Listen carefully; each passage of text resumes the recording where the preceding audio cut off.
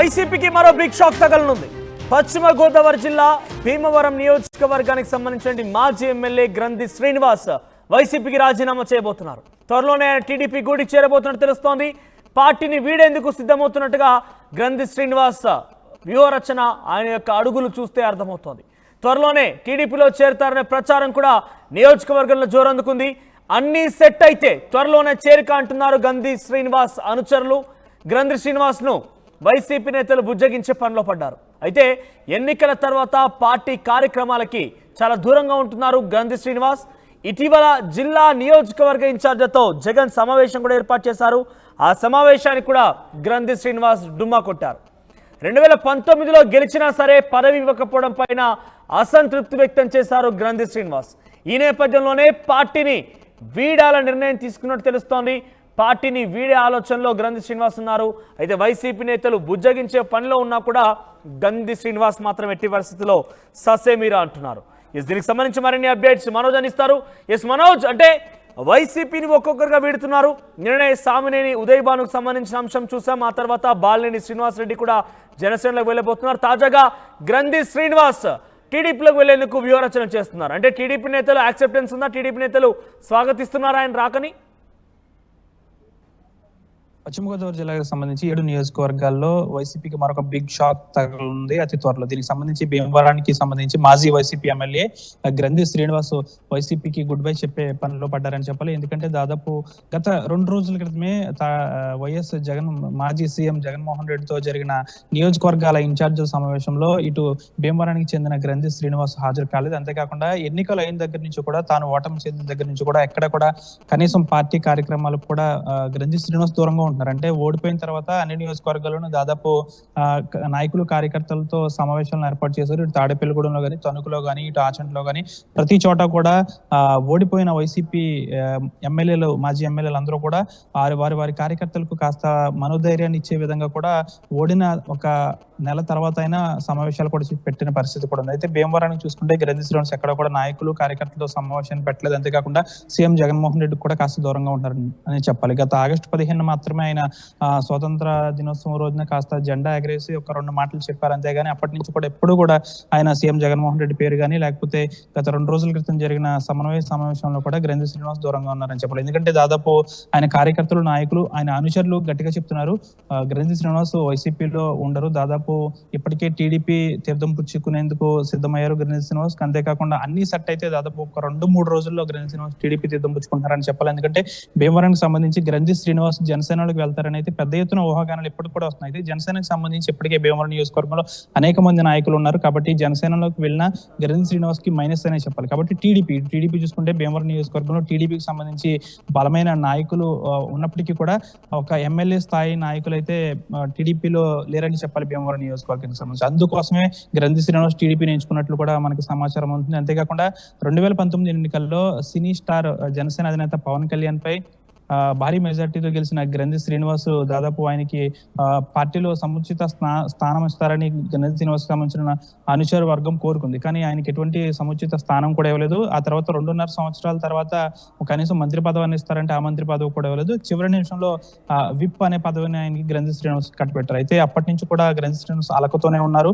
పూర్తిగా కూడా నిన్న మొన్న కూడా వైసీపీకి సంబంధించిన జిల్లాలో ముఖ్య నేతలు గ్రంథి శ్రీనివాస్ ఇంటికి వెళ్ళినట్టు సమాచారం.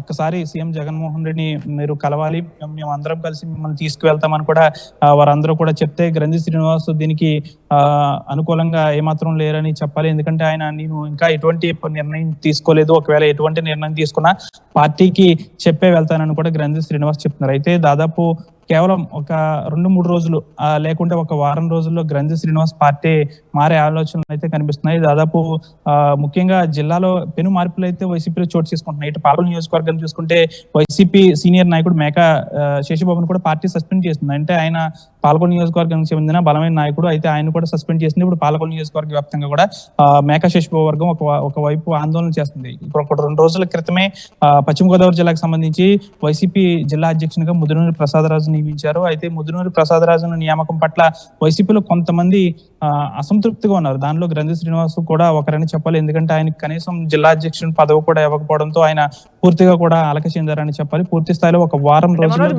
ప్రతిపక్షం నుంచి అధికార పార్టీలో వెళ్లే సమయంలో చాలామంది కూడా పదవులు ఆశిస్తూ ఉంటారు, లేదంటే పర్సనల్గా పొలిటికల్ ఎజెండా గురించి ఆలోచిస్తూ ఉంటారు.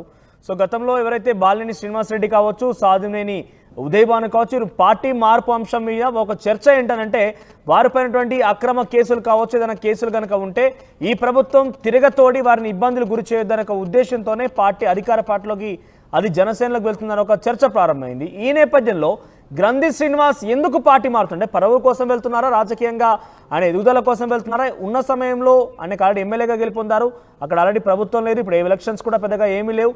ఈ నేపథ్యంలో పార్టీ మార్పుపై ఎటువంటి చర్చ కొనసాగుతోంది?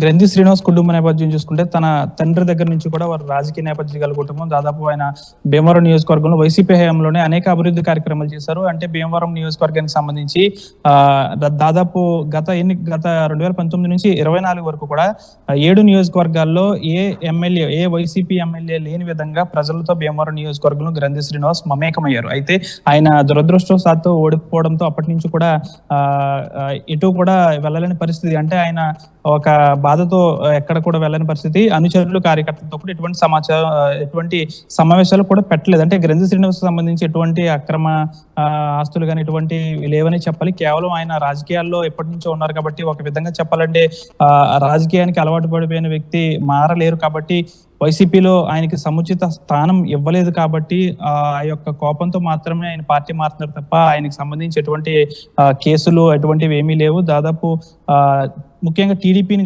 ఎంచుకోవడానికి గల కారణం ఏంటంటే భీమవరం నియోజకవర్గంలో టీడీపీ అనేది కాస్త డల్ గా ఉంది కాబట్టి ఈయన టీడీపీ వైపు మక్కువ చూపుతున్నారని చెప్పాలి. అంతేకాక అందుచేత కాకపోతే ఎటువంటి కేసులకు సంబంధించి కానీ, ఎటువంటి అక్రమ ఆస్తులకు సంబంధించి కానీ ఇటువంటి ఏమీ కూడా ఈయనపై ఎటువంటి ఎలిగేషన్స్ లేవని చెప్పాలి. కేవలం రాజకీయానికి సంబంధించి ఈయన వైసీపీ పార్టీలో ఇమ్మడలేక కేవలం టీడీపీకి సంబంధించి చేరుతున్నారనే చెప్పాలి. ఎందుకంటే గ్రంథి శ్రీనివాస్ కి సంబంధించిన అనుచర వర్గం కూడా ఒకటే చెప్తుంది, 2-3 రోజుల్లో ఈ విషయం కొలికి వస్తుంది, అన్ని ఓకే అయితే 2-3 రోజులు లేకపోతే వారం రోజుల్లో టీడీపీ తీర్థం పుచ్చుకునే అవకాశాలు గ్రంథి శ్రీనివాస్ కనిపిస్తున్నాయి. మనోజ్ రైట్ మనోజ్. సో మొత్తం మీద పశ్చిమ గోదావరి జిల్లాకు సంబంధించినటువంటి భీమవరం మాజీ ఎమ్మెల్యే గతంలో 2019 ఎన్నికల్లో పవన్ కళ్యాణ్ ఢీకొట్టి ఆ నియోజకవర్గంలో వైసీపీ జెండా ఎగరవేసినటువంటి గ్రంథి శ్రీనివాస్ తిరిగి అధికార పార్టీ టీడీపీలోకి చేరబోతున్నారు. అయితే గతంలో ఆయన ఎమ్మెల్యే గెలుపొందినప్పటికీ తనకు గౌరవం ఇవ్వకపోవడం, పదవి ఇవ్వకపోవడం అనే ఒక విషయంగా చర్చ కొనసాగుతున్నప్పటికీ అధికార పార్టీలోకి వెళ్ళాలని ఒక వాంఛ, ఒక ఆశయం ఎవరికైనా ఉంటుంది. సో ఈ నేపథ్యంలోనే పదవి కోల్పోయి కేవలం 3 నెలల సమయం కావస్తుంది. అయినప్పటికీ అధికార పార్టీలోకి చేరిన ఒక లక్ష్యంతో ఆయన ముందుకు వెళ్తున్నారు. టీడీపీ నేతలతో చర్చలు జరిపి త్వరలోనే పార్టీలో చేరుతారు, అన్ని సెట్ అయితే కనుక అని ఒక చర్చ నియోజకవర్గ వ్యాప్తంగా మొదలైంది. సో ఈ నేపథ్యంలో టీడీపీ రియాక్షన్స్ ఏ రకంగా ఉండబోతుందో చూడాలి. ఒకవైపు అయితే వైసీపీ ఆయన పార్టీ నుంచి వెళ్లకుండా నచ్చజెప్పి బుజ్జగించే ప్రయత్నం చేస్తున్నప్పటికీ ఆయన సస్యమిరా అంటున్నారు. చూడాలి మరి ఈ రకంగా వరుస ఫిరాయింపుల విషయంలో వైసీపీ ఎటువంటి యాక్షన్ ప్లాన్తో ముందుకు రాబోతుందనేది.